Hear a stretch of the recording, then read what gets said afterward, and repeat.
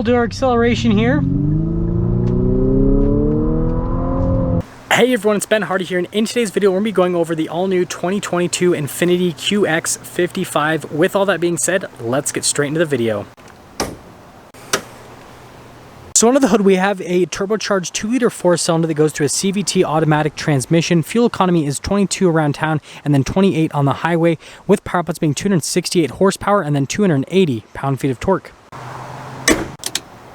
Now let's go to the front end of the QX55. So first off, this paint color, which is $695, looks phenomenal. So hopefully you guys can see right here with the sunlight, it actually has a really nice metallic flake to it, but then when you kind of look at it from a distance, it just kind of has this like flat type look to it. And so it's just cool, the contrast between what this looks like in the dark versus in the sunlight. I don't know, I just think it's perfect. Now coming down below, we've got these really nice LED accent lights with the full projector bulb right there, super bright. We've got the fog light down here, and then notice there's a parking sensor in that housing, and then I like the overall shape there with what they're doing. And then we've got the parking sensors here on the front, the gigantic Infiniti logo that also doubles as a sensor there in the front, and then there's a camera right here at the top of the grille. I don't know if you guys noticed that, but overall this looks absolutely fantastic. And that metallic flake, actually I've got some more sunlight up here so you guys can kind of see a little bit better, hopefully. Just, yeah, thumbs up. Now coming on the side here, we've got two 55mm tires wrapped on 20-inch wheels in the front and over in the rear as well. And then as for the design on the wheels, I think it's pretty interesting what they've done here. So notice that we've got the silver right there, but it abruptly ends on either side. And you've got the metallic gray there on the inside. And so it kind of leads to this very interesting design for the wheel itself. I'm not sure if I like it or not yet, but I think it looks pretty cool. And then we've got the plastic fender flares here on the side, and then it continues down the side, but notice that that bottom portion right there is mostly painted. And then I like this little chrome accent piece right there. And then it's kind of interesting how the hood folds over here on the side. And then notice we've got the mirror's been blacked out. There's a little camera there at the bottom of the mirror. And then notice how the molding right here is all blacked out, and then it continues there to the top as well. And then there's a little bit of chrome there in the door handles. So notice we've got the chrome accent there and then the door handles. But actually here from a full side view perspective, the wheels actually make sense. That looks really cool.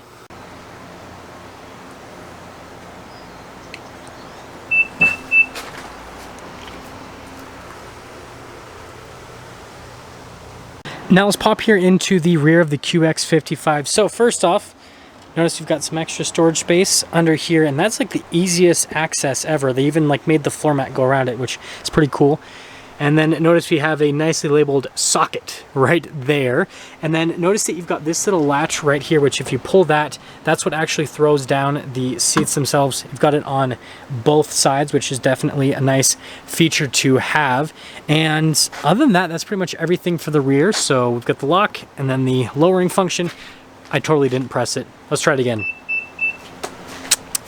I got to learn how to like actually press things, okay? I'm getting there though, guys. Now let's go over the rear end. So first off, we've got these crazy taillights. I love the design, just super distinctive, look absolutely fantastic. Kind of reminds me of like Inca art, how they would depict the sun.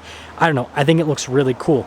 Now coming down below, we've got the QX55 logo, the all-wheel drive badge, Infiniti logo and badge there in the very center. Parking sensors are nicely integrated here.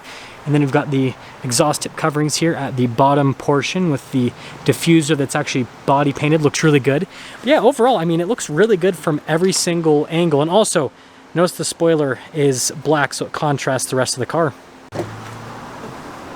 Now popping here to the interior, we've got beautiful leather here at the top with stitching, wood trim down below, more leather. Just notice everything is covered in leather. And then this does come with the Bose sound system, and just look at the design there with the speakers. The bottom speaker a little bit more on the normal side though. And then here are the seats in the back. So we've got this combination between the red leather and the black leather. I think it looks really good from a design standpoint. And then we've got our Infiniti logo right there.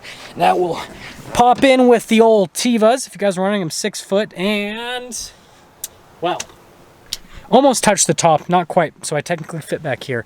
Got the vents down there, and then you got a little climate control area, and then got the cup holders here at the middle section portion. Let's head to the front. Now here's the door panel at the front. So again, we've got that same beautiful leather here with the wood trim, and then all down below. And then you've got all of your window controls and then the mirror adjustments. This does come with memory seats, and yeah, just love the design there with the speaker. And then here is the front seat. So you guys can see the headrest there finished in red, and then you've got all the red in the center and then the black on the sides. Power adjustments there, and then again, the Infiniti logo. And then here are the pedals just down below. We've got our light controls up here, sorry about that, with the sun. And then you've got the steering assist, the parking sensors right here. And then we'll go over that in a moment, but then we've got that for the hatch. And then the steering wheel is automatically adjustable. And there's one more look before you pop in.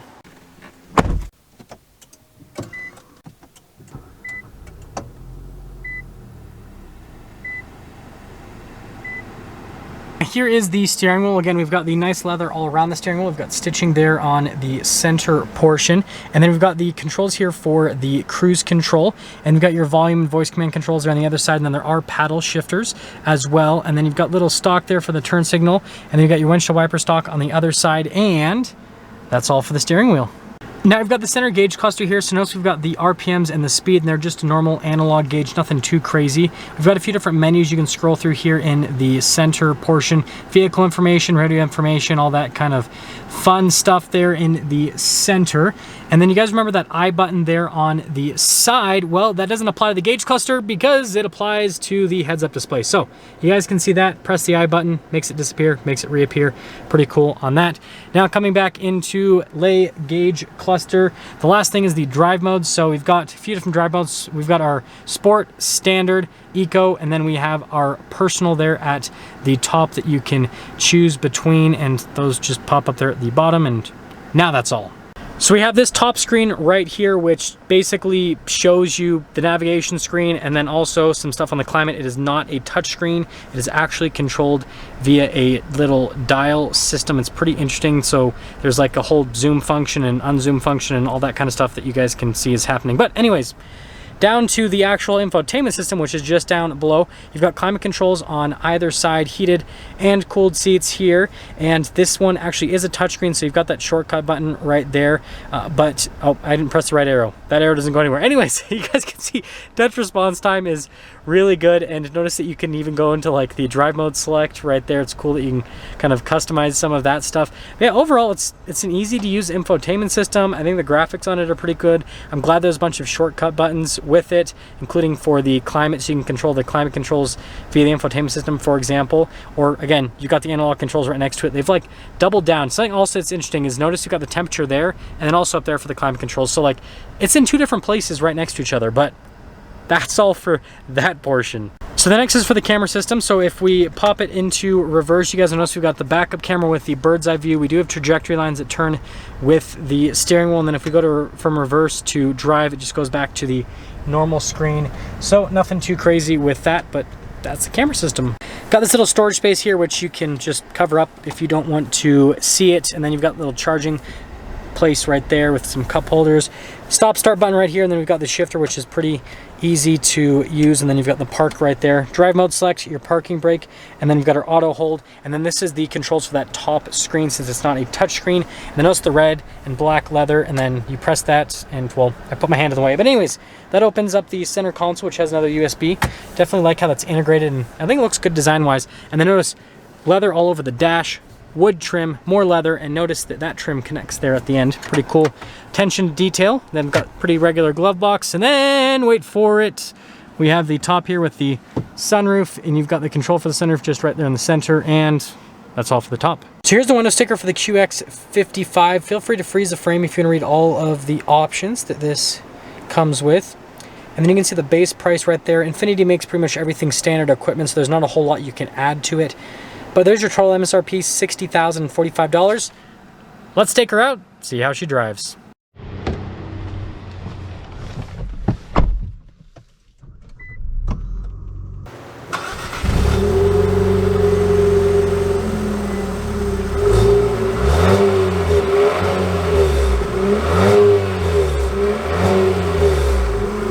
Let's talk about visibility before we set off.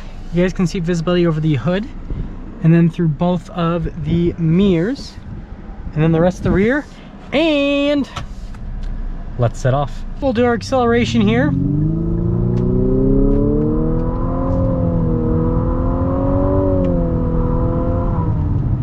actually pretty quick. So the first ratio, whatever you want to call it, with the CVT, definitely a little bit on the long side, but after you get past the first one, it's actually pretty quick. Now I'll pop into the manual mode to see how this, it's actually pretty good.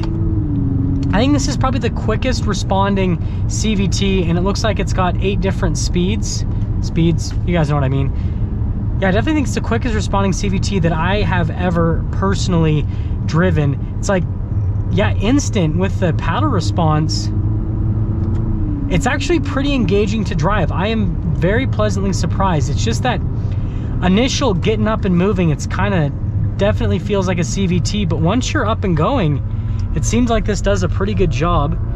See how it is around this corner. Yeah, I mean, it still definitely feels like a CVT with the transitions, but it's the best CVT I've ever driven. It's the quickest, it's the most responsive, especially with the paddles. Yeah, it feels really good. Let's talk about the rest of the QX55. So ride quality, really smooth. Road noise, pretty much right where it needs to be. You hear a little bit from the tires, and wind noise pretty much non-existent.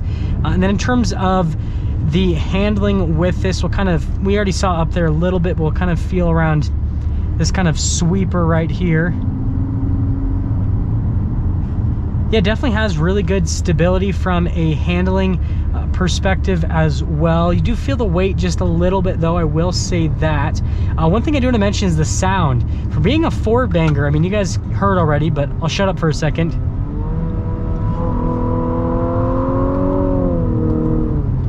I mean, I think that's probably the best sounding 2-liter engine I've ever heard. It definitely has a nice sound quality to it, so they did a really good job from that perspective.